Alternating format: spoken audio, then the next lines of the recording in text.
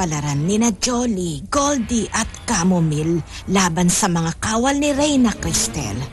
Napasakamay na rin nila ang pinakapakay Snow White. Subalit lingid sa kaalaman ni Snow White at ng mga duwende, natuklasan na ni Reyna Cristel ang katotohanan na buhay pa ang prinsesa.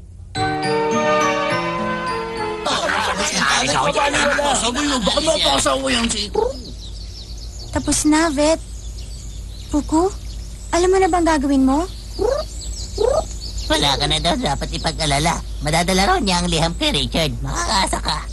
Ganun ba talaga karami sinabi niya? Kabuuan, ganun nga. Puku, mag-iingat ka sa pupuntahan mo, ha? At naway makabalik ka ng maaga.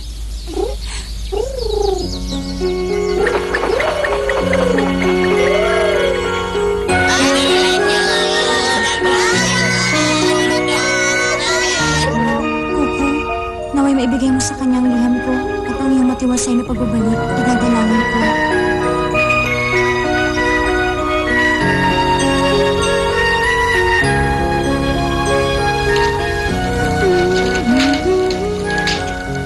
Snow White, pansin ko ang sigla mo. Ha?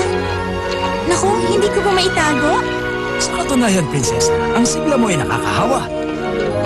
Bago ang lahat, kumain muna kayo. Makakabuti yan sa kalusugan ninyo. Tatlong gusto ko! Jolly, nakalimutan ko.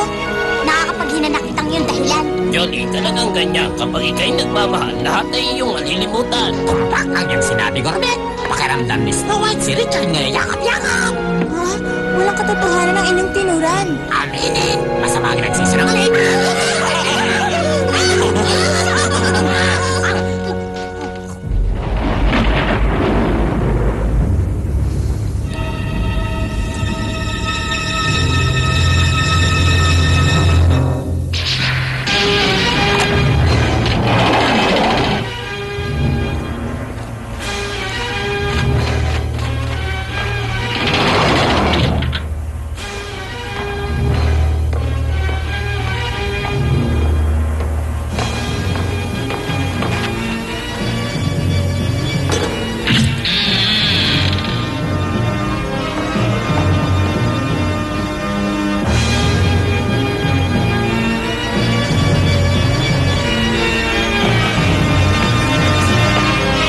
Akala ko hindi ko na magagamit ang silid nito.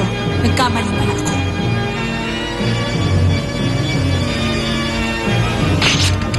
Hindi ko mahahayaan na may humigit pa sa aking kagandahan dito sa aking kaharian. Kamatayan ang naghihintay na kaparusahan! Snow White, tikman mo ang pait ng aking galit. Malupit na paghihiganti ang iyong makakamit!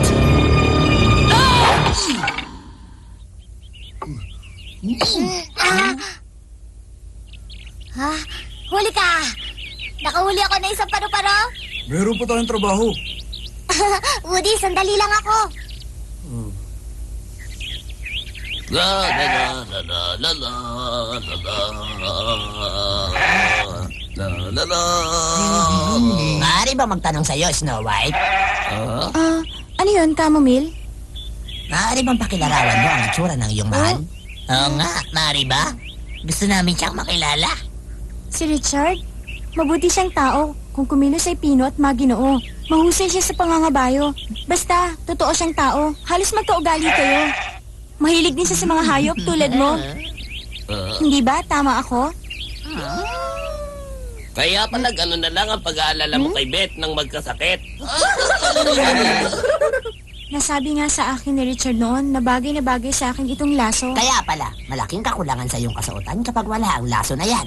Naku, Camomile, wala yang katotohanan. Sana nga makarating. Ha? Ang liham. Maraming salamat sa'yo. Sana ang iyong sinabi ay magkatotoo.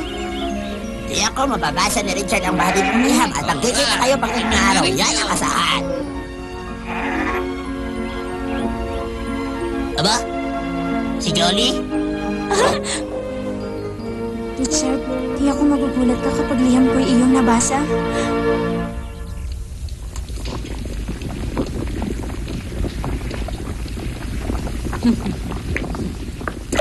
Butiking patay, ihalo sa bulaklak na bihirang mabuhay. Isama ang makamandag na kabute na kung makalason ay grabe.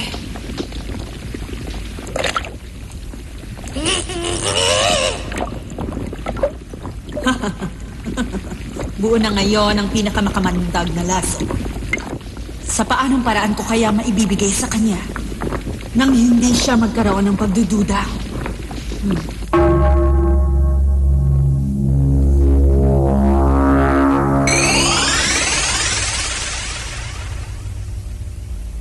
Tama, isang napakagandang ideya.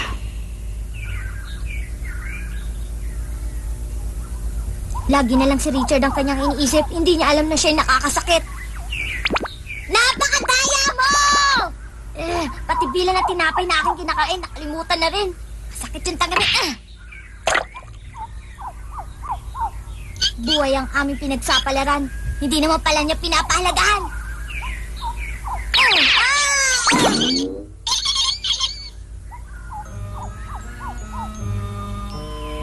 Jolly!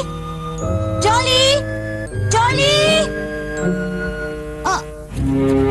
Nariyan ka lang pala. Kanina pa ako tumatawag eh. Hindi ka man lang nagsasalita. Jolly, may problema ba? Wala akong problema. Aayusin ko ang iyong sombrero. Huwag na! Jolly? Jolly! Bakit kaya?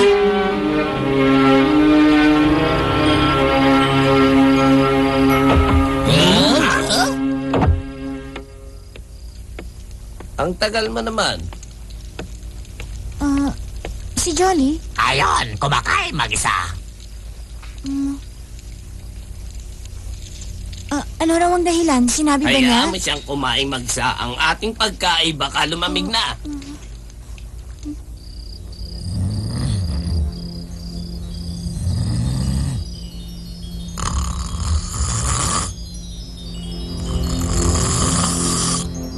Hoy, Jolly. Napansin mo rin ba ang kakaibang saya ng prinsesa? Narinig mo na ba ang kwento niya kanina? Matulog ka na. Makinig ka muna. Tungkol sa aking tupa, alam naman nating hindi sila nakakapagsalita. Pero ang totoo, naiintindihan ko sila. Hindi ko alam may paliwanag minsan ang kanilang pinapakita. Minsan, parang mas binibigyan nila ng halaga ang pagkain dinadala ko sa kanila. Subalit kapag nakita ko na silang masaya, ako may sumasaya. Mahal ko sila, yun ang dahilan. Kaya ko sila naunawaan. Tulog na. Ang problema, si Snow White, nandito pa.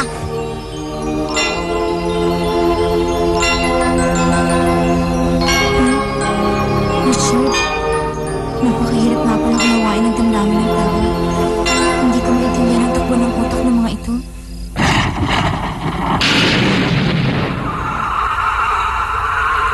Gombre Metalul! Gombre Metalul! Tinatawagan ko ang masasamang espiritu. Espiritu ng kadiliman, patnubayan niyo ako. Isang papupuri ang alay ko sa inyo. Kaya't bigyang bisa ang lasong gawa ko. Gombre Metalul! Gombre Metalul! Ha?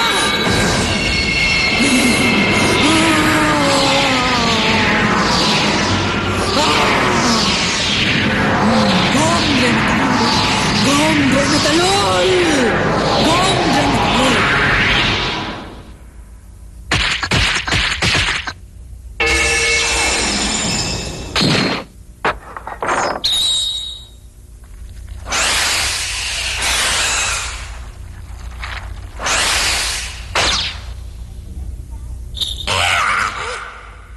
Tulad ng winika ng salamin na mahiwaga. Doon sa kakahuyan nagtatago siya. Sa oras na may tali mo ito sa baywang ng prinsesa, dagli ang buhay niya parang nauupos na kandila. Kaya bilisan mo, walang oras na dapat maaksaya. Aasa ako sa kakayahan mo. Bilis!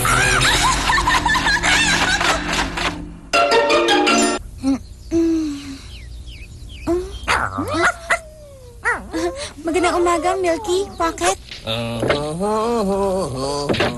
Magandang umaga, Gourmet. Magandang umaga rin. Anong masarap na ulam ang ipauulam mo sa amin? Isang sorpresa. Sabihin mo na. Hulaan mo muna. Gourmet, ayoko manghula. Sabihin mo na lang kung ano ang ating ulam. Mapilit ka. Sige na. Sandali, hayaan mong isipin ko muna. Aray ko, aray Hindi ko. mo nasabi. Ano ba? Ano ba Magandang ulam umaga. natin? Magandang umaga, Snow White. Oh? O sige, alis muna ako ha. Ah, Siguraduhin mo lang na masarap na luto Jolly? ha. Oo. maaari bang pakiabot ang langis ng oliba? Ha? Oo. Heto, Salamat sa iyo. Gourmet, Bakit? meron ba akong inasal na hindi tama? Kanin naman. Kahapon ko pa kasi napupunang pag-iwas sa akin ni Jolly. Nahahalata akong ayaw niya akong kausapin. At pati ang mga tawag ko ay ayaw na niyang pansinin. Si Johnny? Bakit? Huwag mo na lamang siyang pansinin.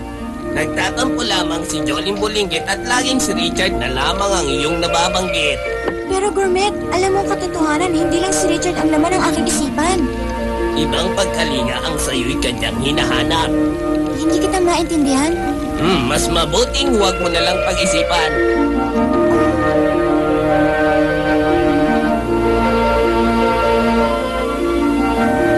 Bakit pa hindi ko man lang siya nabati ng isang magandang umaga kanina? Sana nga makarating. Ang liham. Naku, maraming salamat sa iyo. Sana ang iyong sinabi ay nagkatotoo. Nakakainis. Kasalanan mo to, Snow White!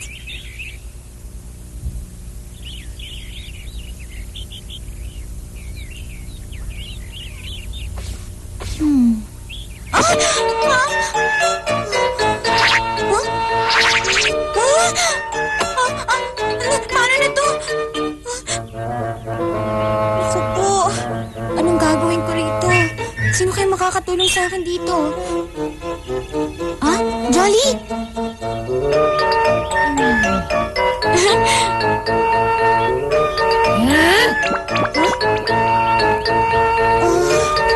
Anong nangyayari, Snow White? Meron ba akong maitutulong? Chamomile, ikaw pala. Salamat na bating ka.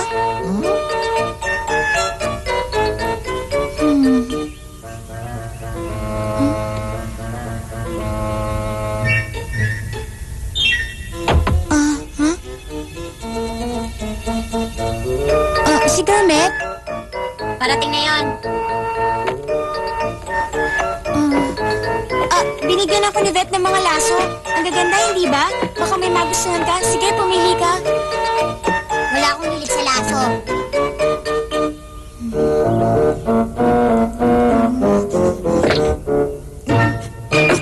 Bakit hindi mo man lamang muna tingnan? Bakit ko titingnan? Alam ko naman ang laso na may pinaghalong kulay ng berde at asul ang tanging mong pinapahalagahan. Hindi totoo yan. Aminin mo na ang katotohanan. Anong katotohanan? Jolly, maaari bang tayo magkaliwanagan? Ikaw ba'y may galit sa akin? Kung meron ako iyong tapatin. Mas mabuting wag mo akong pakikialaman. Matutupad ang iyong kahilingan. Aasahan ko yan.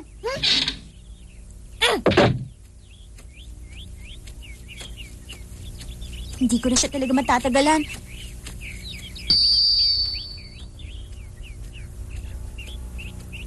Snow White, sandali lang!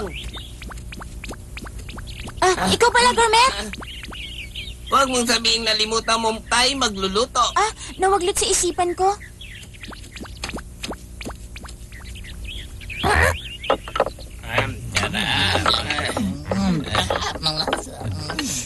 Mag-isa pa rin ba kumakain si Matampuhin?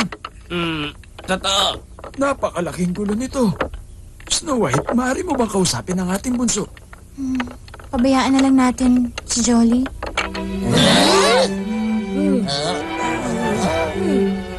Ako na ang bahala. Palagay ko'y kailangan may maghanap na pag-uusap mamaya.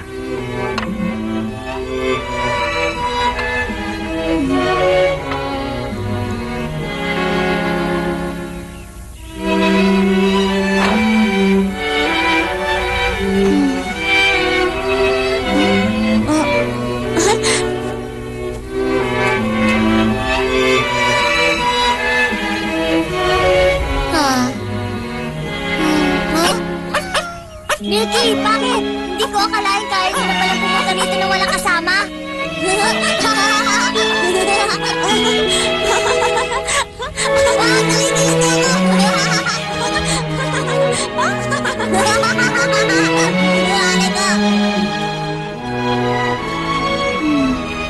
Ipapakita ko ito kay Jolly.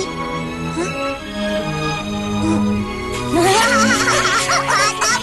Tulungan mo ako to!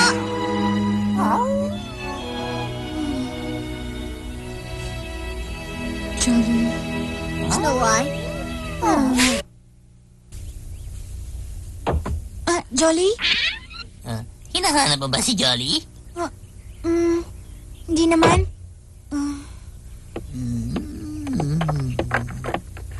Vet, meron nga rin akong kasalanan.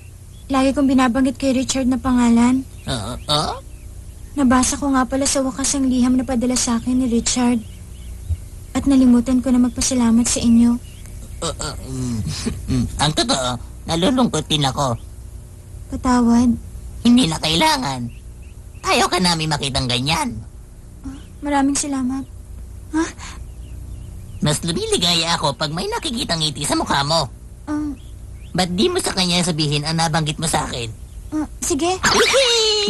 Alam mo bang hindi siya gaano nakatulog dahil sa tindi ng daladala niyang sama ng loob? Akin na tatawagin si Jolly matampuhin.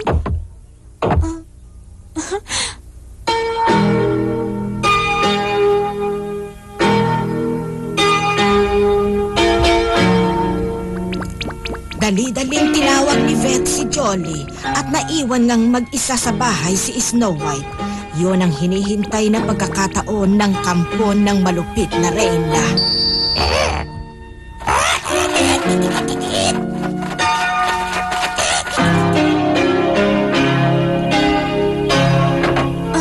Jolly?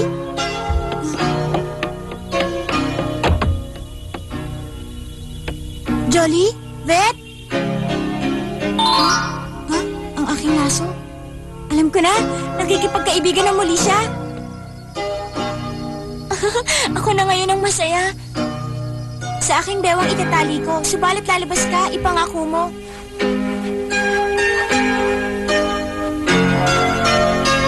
Jolly, Vet, labas na kayo!